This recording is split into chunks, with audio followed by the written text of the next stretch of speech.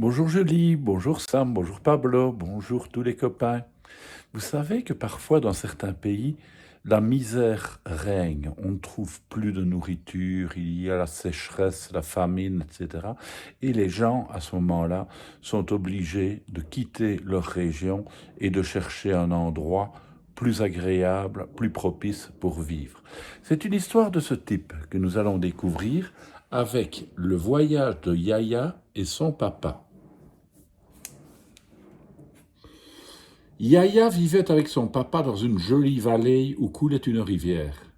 Mais une année, il fit tellement chaud que dans la rivière, il n'y eut plus une goutte d'eau. Et sans eau, plus d'herbe verte à manger. L'herbe se dessécha. Sous les dents, ça craquait comme des biscottes et ça donnait soif. Le papa de Yaya décida qu'il fallait partir, trouver un endroit où l'herbe serait encore verte.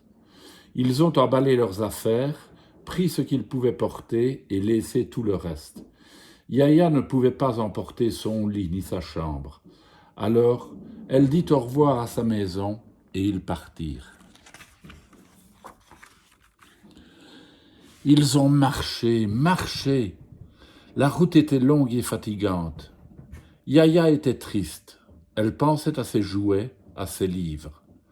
Alors, le soir, le papa de Yaya jouait de la musique. Les pieds de Yaya se mettaient à danser, son cœur se mettait à bondir, et cela faisait du bien.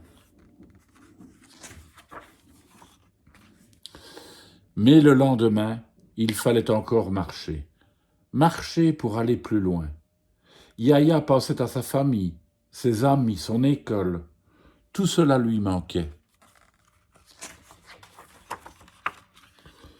Le soir, le papa de Yaya reprenait sa cornemuse. Il jouait la musique de son pays et Yaya dansait. Il leur restait leurs souvenirs, la joie. Il leur restait l'un et l'autre. Et puis un jour, ils arrivèrent dans un pays où l'herbe était verte et abondante. Une jolie rivière coulait au travers. « Ici nous serons bien, dit le papa de Yaya. Nous n'aurons plus faim, plus soif, et nous allons nous faire de nouveaux amis. » Mais sur la verte prairie, il y avait déjà des habitants. Quand ils ont vu Yaya et son papa, ils les ont regardés avec un air très mécontent. Et ils ont dit « Allez plus loin, là-bas, sur les cailloux !» Alors Yaya et son papa sont allés sur les cailloux pour ne pas les fâcher. Mais le papa de Yaya était triste, très triste. Yaya ne savait pas jouer de la cornemuse. Alors elle s'est mise à danser pour son papa, pour lui redonner de la joie. Pour accompagner Yaya, son papa a repris sa cornemuse et il a commencé à jouer de tout son cœur la musique de son pays. C'était joyeux, c'était triste aussi, mais c'était beau. Et petit à petit, les habitants du pré se sont approchés.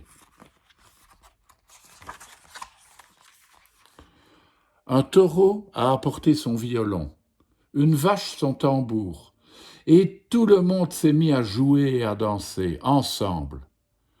Les musiques des deux peuples se sont mêlées jusqu'au soir, et le soir a continué jusqu'au matin. Après cela, Yaya et son papa se sont installés dans une nouvelle maison, avec une nouvelle chambre pour Yaya. Il y avait un jardin aussi. Et déjà, Yaya avait une nouvelle amie.